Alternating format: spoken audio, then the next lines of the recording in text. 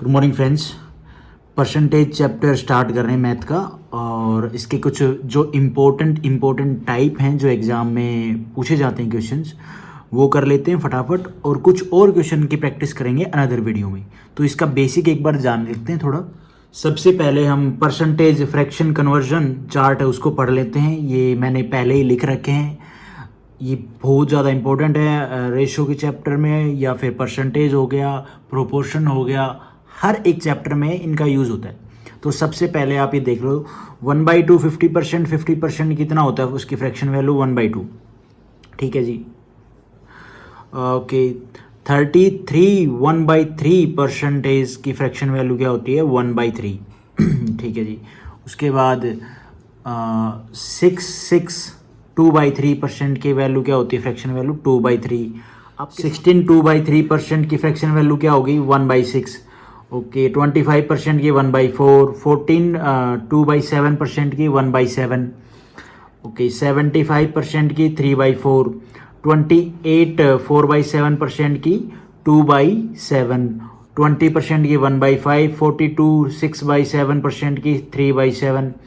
Okay 40% की 2/5, 12 1/2% की fraction value क्या होगी 1/8, 60% की 3/5, 37 1/2% की क्या होगी फ्रैक्शन वैल्यू 3/8, 80% की 4/5, 62 1/2% की 5/8, 83 1/3% की 5/6, 87 1/2% की 7/8, और 11 1/9% की 1/9, और 22 2/9% की क्या होगी फ्रैक्शन वैल्यू 2/9। ये आपको ना याद कर लेनी है, मैक्सिमम जब आप क्वेश्चन प्रैक्टिस करोगे तो ये याद हो जाती है। कुछ फ्रैक्शन वैल्यू ये हैं 10% की 1/10, 18 2/11% की क्या होगी 2/11 फ्रैक्शन वैल्यू हो जाएगी, 9 1/11 की परसेंटेज की फ्रैक्शन वैल्यू क्या होगी 1/11। ये ऐसे करके सारी हैं, आप एक एक करके आराम से अच्छे से देख लें, बहुत इंपॉर्टेंट है ये। ठीक है, एक मैं वैसे आपको निकाल के ये बता देता हूँ, जैसे कि हम कोई भी टर्म की फ्रैक्शन वैल्यू कैसे निकालते हैं, ये तो बेसिक हम स्कूल टाइम में करते थे। जैसे 9 1/11 की फ्रैक्शन वैल्यू निकालनी है, तो हम जो बेसिक तरीका कैसे करते हैं सोल्व, 99 11 9 99 प्लस में 100 अपॉन में 11, और मल्टीप्लाई कितना होगा 1/100, कैंसिल कर दो कितना आ गया 1/11। ये बेसिक फॉर्मूला है, बेसिक तरीका स्कूल में पढ़ते थे। उसके बाद ये कुछ फॉर्मूले हैं जो परसेंटेज में हम यूज करते हैं, लेकिन हम ट्राई करेंगे कि फॉर्मूले का यूज कम से कम हो, डायरेक्ट जो ट्रिक है उसके हिसाब से निकालेंगे। तो परसेंटेज इंक्रीज और डिक्रीज का फॉर्मूला क्या है, इंक्रीज का फॉर्मूला है इंक्रीज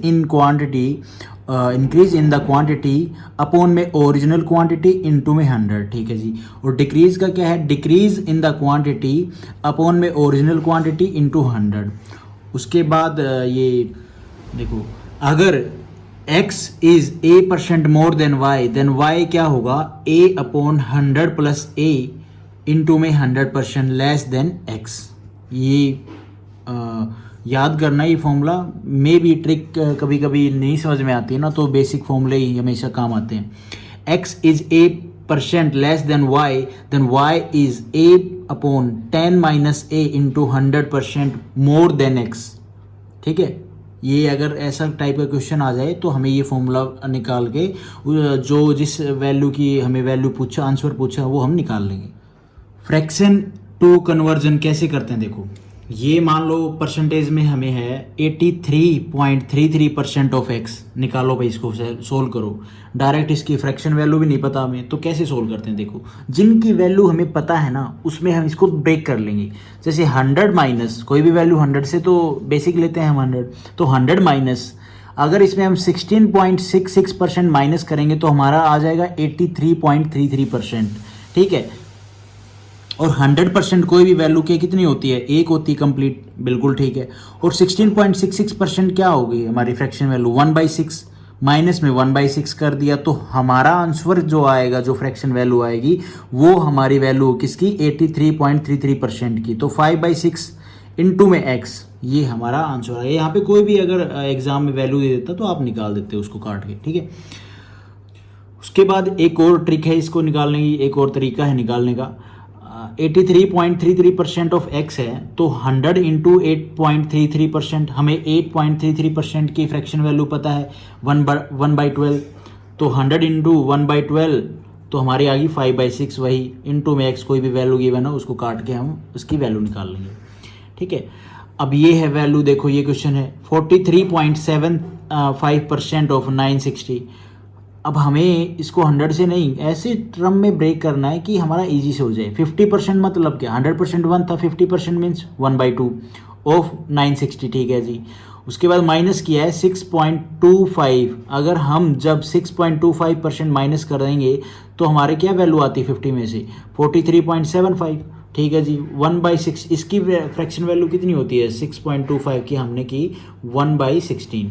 ठीक है जी, इसको मल्टीप्लाई करेंगे किससे 960 से, तो हमारी दो वैल्यू आएंगे, इसको कैंसिल करेंगे तो 480 और इसको कैंसिल करेंगे तो 60। आंसर आ गया हमारा 420, हमारा आंसर आ गया। ये किसकी वैल्यू आई 43.7% ऑफ 960 आ गई।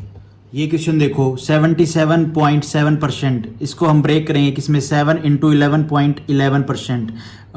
11.11% की वैल्यू क्या होती है 1/9। ठीक है जी, आ गई हमारी फ्रैक्शन वैल्यू क्या है 7/9 इंटू में एक्स कोई भी वैल्यू है उसको निकाल के हम सोल्व कर देंगे।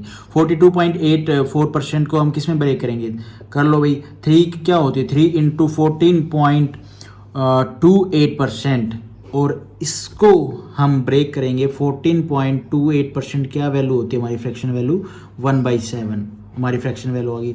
आप अगर आप इसको 50 माइनस से करेंगे तो आपको क्या वैल्यू माइनस करनी पड़ेगी कि 42.8% आए, तो आपको करनी पड़ेगी 7.16, जिसकी हम फ्रैक्शन वैल्यू हमें याद नहीं है। तो हम इस तरीके से भी निकाल सकते हैं, 3 इंटू 14.28% को अगर मल्टीप्लाई करेंगे तो हमारा आएगा 42.84%, तो उससे हम ये फ्रैक्शन वैल्यू निकाल लेंगे। जैसे अब ये क्वेश्चन है 91.66% ऑफ एक्स, 100 में से हम माइनस करेंगे क्या 8.33%। 8.33% की मैंने फ्रैक्शन वैल्यू आपको पीछे बताई कितनी थी 1/12, इसको माइनस करेंगे तो हमारी फ्रैक्शन वैल्यू आ गई 11/12। उसके बाद ये क्वेश्चन है 72.7% ऑफ एक्स, इसको अगर हम 100 में से करते हैं तो हमारी कोई ऐसी वैल्यू नहीं निकल के आती है जो हमें याद है, तो इसको हम क्या 9 8 72, 8 9 72, बिल्कुल ठीक है, और पॉइंट में 9 कर दो 0.09, तो हमारी सेम वैल्यू 9.09% की फ्रैक्शन वैल्यू क्या होती है 1/11, हमारा आ जाएगा 8/11। उसके बाद ये क्वेश्चन है 25.26% ऑफ एक्स, 20% प्लस में 5.26%। ठीक है, हमें ये वैल्यू याद है, इसकी क्या फ्रैक्शन वैल्यू होती है 1/19। 20% की क्या होती है फ्रैक्शन वैल्यू 1/5। एलसीएम लेके इसको हम सोल्व करेंगे तो हमारी जो फ्रैक्शन वैल्यू आएगी वो आ जाएगी 24/95। फिर इसके बाद हमें कोई गिवन वैल्यू है उसको हम कैंसिल करके निकाल देंगे आंसर। उसके बाद एक और दो और फ्रैक्शन वैल्यू है, कैसे देखो 36% या 36% ऑफ एक्स, तो हम इसको ब्रेक करेंगे तो 4 इंटू 9, 9 चौक 36 होता है, बिल्कुल सीधा ध्यान में आना चाहिए। पॉइंट में 09%, हमें 9.09% की वैल्यू पता होती है 1/11, इसको हम मल्टीप्लाई करेंगे सोल्व करेंगे तो हमारा आ जाएगा 4/11 फ्रैक्शन वैल्यू आ गई। उसके बाद है 41.66% ऑफ एक्स, 25% प्लस में 16.66% हमारी क्या वैल्यू होती है फ्रैक्शन वैल्यू 1/6, और 25% की फ्रैक्शन वैल्यू क्या होती है 1/4, हमारी फ्रैक्शन वैल्यू आ जाएगी 5/12।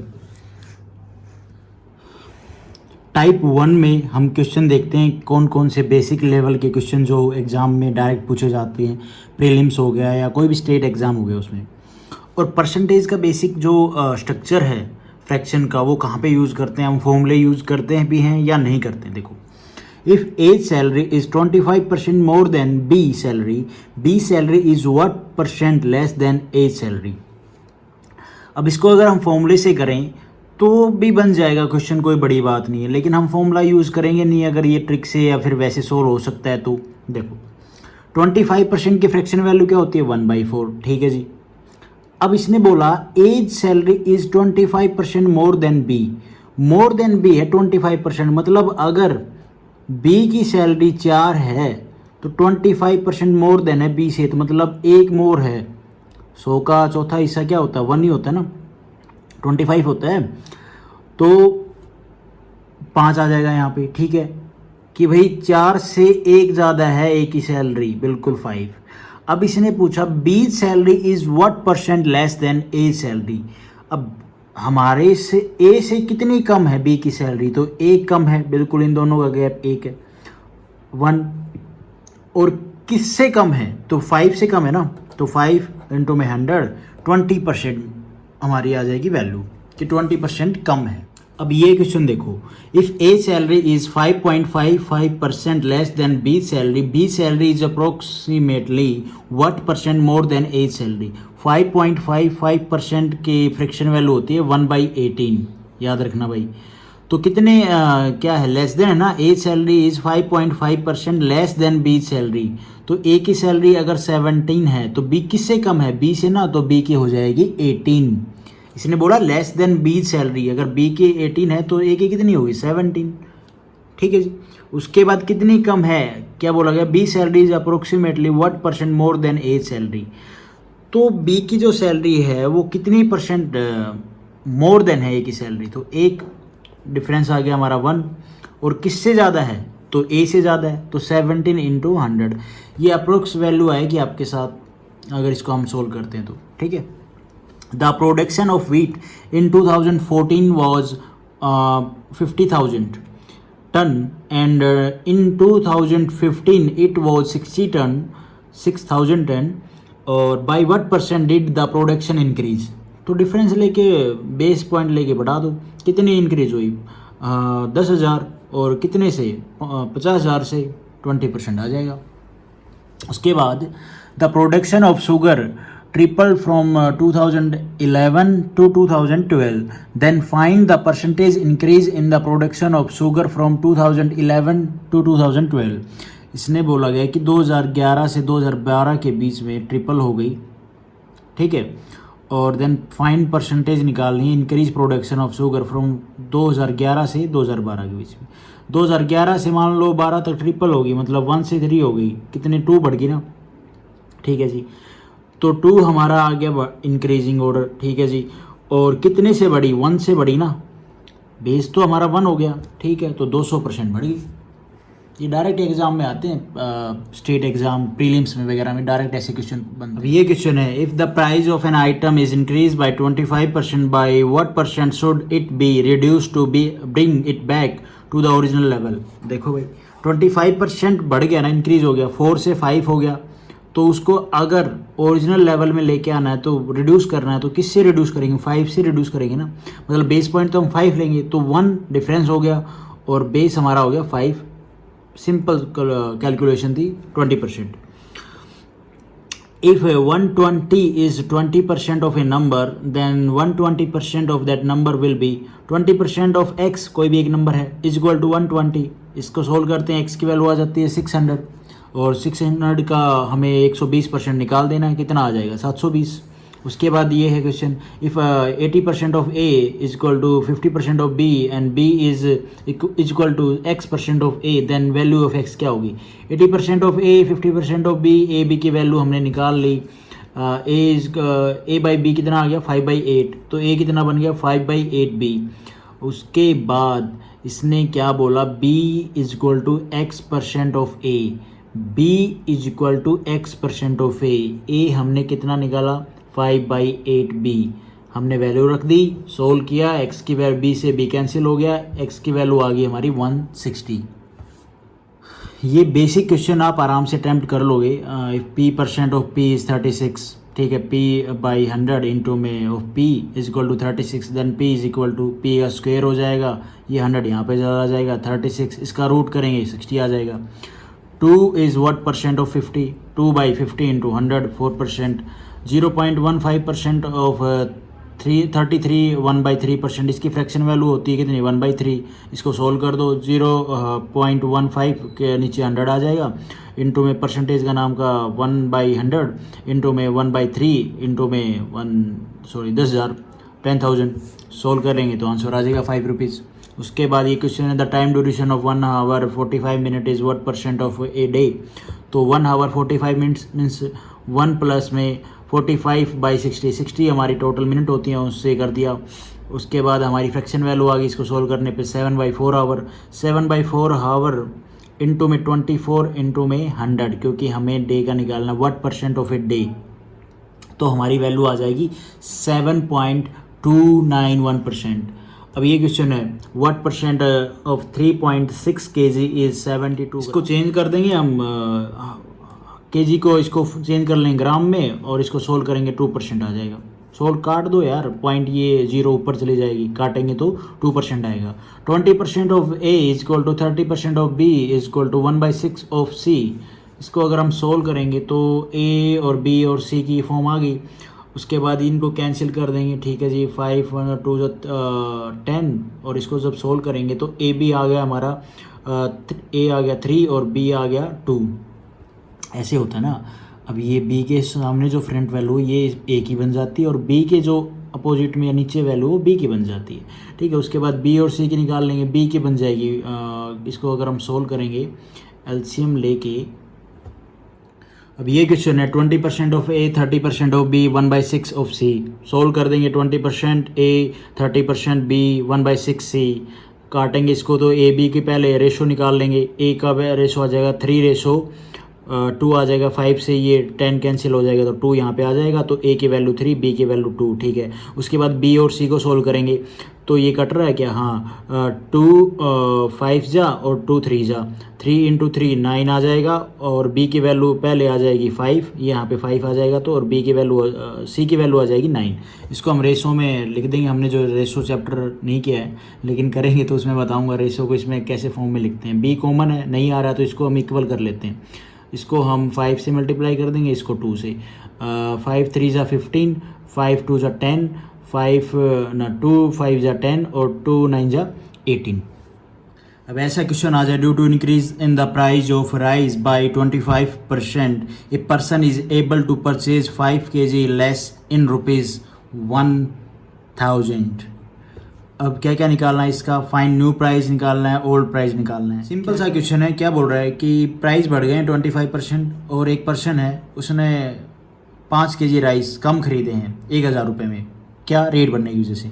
तो पहले के प्राइस, न्यू प्राइस और ओल्ड प्राइस दोनों निकालो। तो सिंपल सा फॉर्मूला है, फॉर्मूला कह लो या ट्रिक कह लो। 1000 रखा, 25% का फ्रैक्शन वैल्यू 1/4 और 5 kg जो लेस हुआ ना उसको 1/5 लिख दो। आंसर आ गया हमारा, ये क्या आ गया, न्यू प्राइस। अगर ये जो 5 kg है ना, ये जैसे कि बोल दे कि ½ kg, तो 1/2 हम कहाँ पे लिखेंगे, यहाँ पे लिखेंगे 1/2। अगर ऐसा कुछ होप आगे ये क्वेश्चन होगा। उसके बाद ओल्ड प्राइस कैसे निकालेंगे, 25% था ना, बढ़ गया था तो 4 से 5 हो गया था, तो न्यू प्राइस हमारा कितना आया, 50 इंटू में 100 करेंगे तो 50 की वैल्यू ये आ गई, ये न्यू प्राइस हो गया।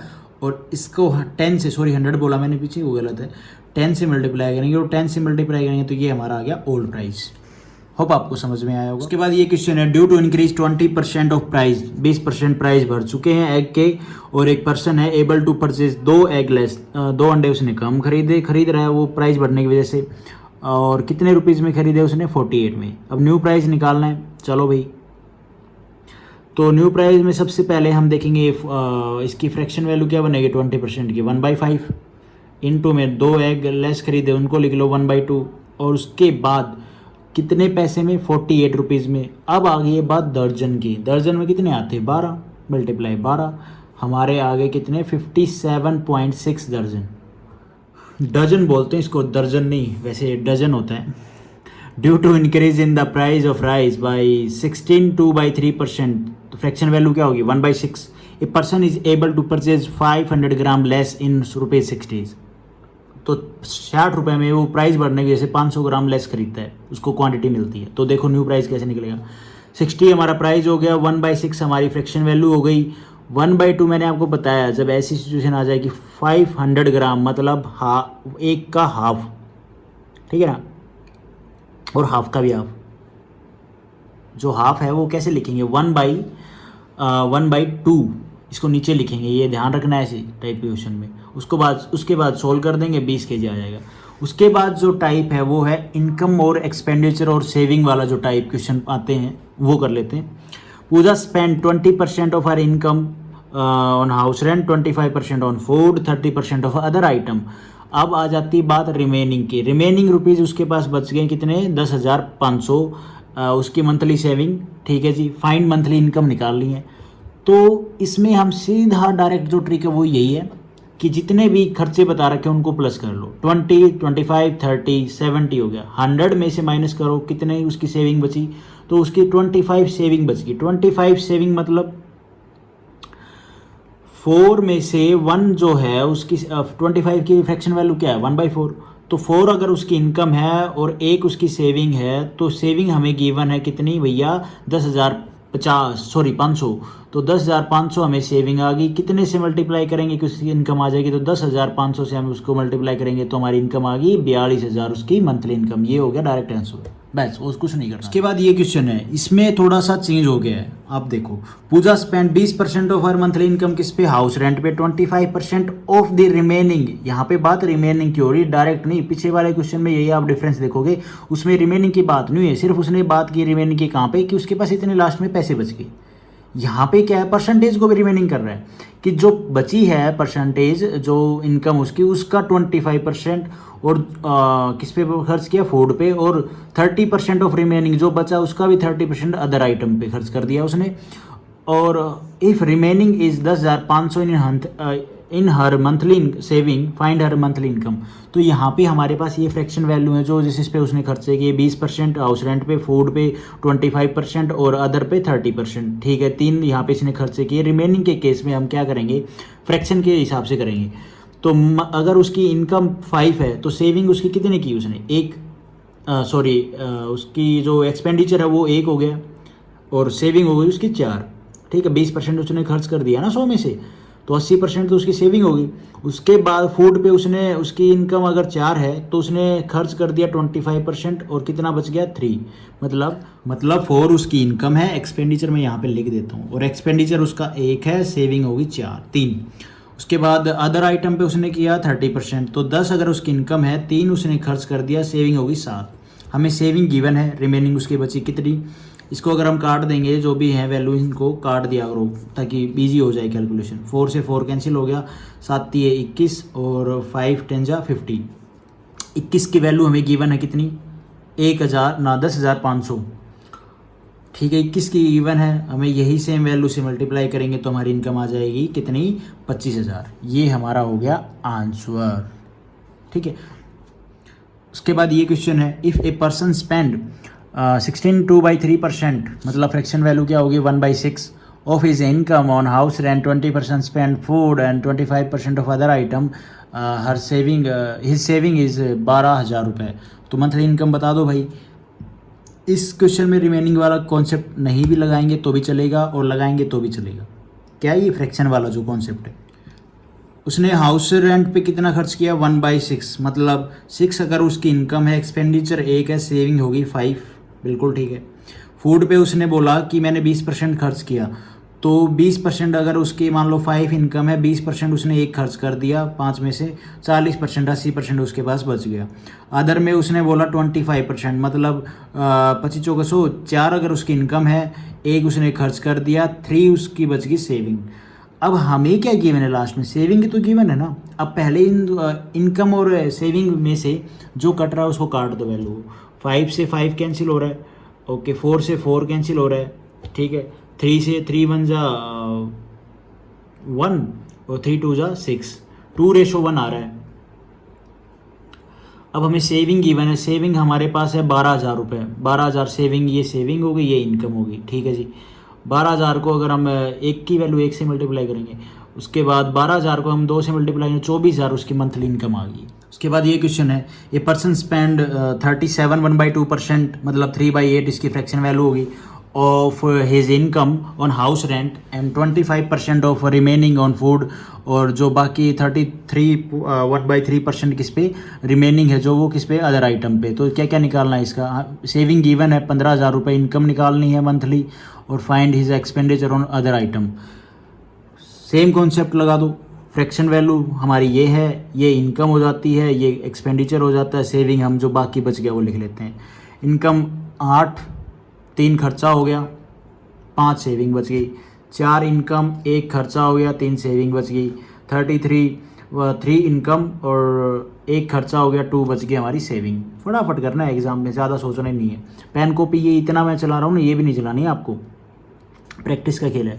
उसके बाद हमने इसको काट पीट दिया, 3 से 3 कैंसिल, 4 से 2 से 2 कैंसिल, ठीक है जी। 16 आ गया, 5 आ गया, ठीक है। ये हमारी सेविंग आ गई। सेविंग गिवन है, हाँ जी गिवन है, तो 5 है यहाँ पे। तो 3 से अगर हम 3000 से मल्टीप्लाई करेंगे तो हमारे पास आएगा 15,000। 3000 को हम जब 16 से मल्टीप्लाई करेंगे तो हमारे आ जाएगा 48,000 मंथली इनकम आ गई उसकी। अब इसने बोला एक्सपेंडिचर बताओ अदर आइटम पे कितना हुआ, तो 48 हमारी टोटल मंथली इनकम है, ठीक है। 48 हमारी इनकम है, 5/8 उसका खर्चा कितना था, ये देखो। जो पहला हाउस रेंट पे था तो उसकी सेविंग एक्सपेंडिचर कितना था, 3 खर्चा, तो बचा कितना था उसके पास सेविंग में, 5 सेविंग थी। ये सेविंग होती है, ये इनकम है, ठीक है। उसके बाद हम आते हैं 25% ऑफ रिमेनिंग फूड, तो फूड पे उसने खर्चा 1 कर दिया, बचे कितना, 3 रुपये उसके सेविंग में बचे थे, 4 इनकम थी, बच गए, हमने लिख लिया, ठीक है जी। ये सेविंग हो गई, ये इनकम हो गई। अब ये तो पार्ट हो गया यहाँ तक का। उसके बाद हम पहुँचे अदर आइटम पे। अदर आइटम पे हम यहाँ पे सेविंग नहीं लेंगे, यहाँ पे लेंगे हम उसका एक्सपेंडिचर, खर्चा। यहाँ पे उसने 1 खर्चा किया, उसकी इनकम थी 3, तो यहाँ पे हमने 1/3 लिख दिया और इसको सोल्व करेंगे तो ये हमारा अदर आइटम पे उसका खर्चा आ जाएगा। उसके बाद ये क्वेश्चन है, a person spend 25% of his income on house rent. ये वैल्यू है 14, 2/7%, मतलब फ्रैक्शन वैल्यू होगी 1/7। रिमेनिंग ऑन फूड, रिमेनिंग वाला क्वेश्चन है ये, ठीक है। और इतनी 1/3% of remaining on other item. If remaining 900 of his monthly saving, तो फाइंड एक्सपेंडिचर ऑन फूड। हमें ये फूड के ऊपर जो एक्सपेंडिचर है वो निकालना है यहाँ पे। सेम कॉन्सेप्ट है, हमने फ्रैक्शन वैल्यू सारी लिख ली जो खर्चे उसने बता रखे हैं। 25% 1/4 हो गया, 14 2/7% 1/7 हो गया, 33 1/3% 1/3 हो गया, ठीक है जी। ये इसकी इनकम हो गई और ये उसका खर्चा हो गया एक्सपेंडिचर, और सेविंग जो बच गया वो उसकी सेविंग हो गई। तो 4 इनकम 3 सेविंग 1 खर्चा, 7 इनकम 6 सेविंग 1 खर्चा, 3 इनकम 2 सेविंग 1 खर्चा। एक्सपेंडिचर लिख दो ना यहाँ पे। उसके बाद सेविंग हमें गिवन है कितनी, 900 रुपये। तो हमारे इसको काट के जब हम वैल्यू सोल्व करेंगे, इनको काट देंगे, 3 से 3 कैंसिल, 2 से 2 और 2 3 6 हो गया, ठीक है। 7 3 आ गया, 3 से 300 को मल्टीप्लाई करेंगे 900, उसकी सेविंग हमें गिवन है जो आ गई, और 300 को यहाँ पे 7 से मल्टीप्लाई करेंगे तो 2100 रुपये उसकी इनकम आ गई। अब एक्सपेंडिचर उसने बोला निकालो किस पे, जो खर्चा हुआ है फूड पे बोल दिया, फूड तक ही पहुँचेंगे हम, अदर आइटम पे नहीं जाएंगे। 2100 इनकम है, ठीक है जी। 3 जो सेविंग है कौन सी, हाउस रेंट के ऊपर, जो 3/4 उसकी सेविंग हमने लिख ली, ये सेविंग ये इनकम। अब आ गए हम फूड पे। फूड पे सिर्फ खर्चा लिखेंगे हम, क्योंकि वहाँ तक तो उसके पास पैसे थे ही ना। तो 1/7 इसको सोल्व करेंगे तो हमारा अदर फूड के ऊपर जो एक्सपेंडिचर किया उसने वो आ जाएगा। उसके बाद ये क्वेश्चन है, ए ratio of expenditure of and income of a person, ratio में गिवन है 3:5। अगर उसकी इनकम इंक्रीज हो जाती 20% है और 20% से, और खर्चा जो हो 25% इंक्रीज हो जाता है, तो how much saving will be effect, saving में क्या क्या चेंज आएगा। सिंपल सी बात है यार, रेशो है, इसको है ना 2 0 लगा के इस फॉर्म में चेंज कर लो, इजी हो जाएगा सोल्व करने में। 20% ये उसकी इनकम है, ये एक्सपेंडिचर है, ठीक है। इनकम बढ़ी है 20%, तो 10% कितना होता है 500 का, 50, 20% 100, तो 600 बढ़ा दिया, 100 बढ़ा दिया तो 600 आ गया। 25% बढ़ा दो 300 का, 375 आ गया। अब ये तो यहाँ पे सेविंग थी, ये एक्सपेंडिचर था, सेविंग हमारी ऑटोमेटिकली 200 आनी थी। ये इनकम की इवन एक्सपेंडिचर की वजह सेविंग का नहीं पता चलेगा, बिल्कुल पता चलेगा। 225 तो कितनी 25 बढ़ गई ना, तो किससे बढ़ी 25, 200 से बढ़ी, तो हमारी जो परसेंटेज वैल्यू आ जाएगी कितनी 12, 1/2% उसकी सेविंग इफेक्ट हुई। अब ये क्वेश्चन है, the ratio of income and expenditure of a person 4:3 है। उसकी इनकम इंक्रीज हुई 22%, खर्चा उसका 18% बढ़ गया, और उसके बाद उसकी सेविंग कितनी इफेक्ट हुई वो हमें निकालना है। सेम कॉन्सेप्ट अपनाना है। इनकम 400 है, 22% बढ़ चुकी है, मतलब 448 हो गई है। 10% कितनी होगी 40, 20% कितनी होगी 80, 1% कितनी होगी 4, 2% कितनी होगी 8, तो 80 और 8 88। एक्सपेंडिचर 300 रुपये, उसका बढ़ के कितना बढ़ गया खर्चा 18%, 10%, 30, 5%, 15 और 3% बाकी आप जोड़ दो। 1% कितना होगा 3, 3% कितना होगा 3 दूनी 6, 3 3 9, तो 30 प्लस में 15, 15 प्लस में 9,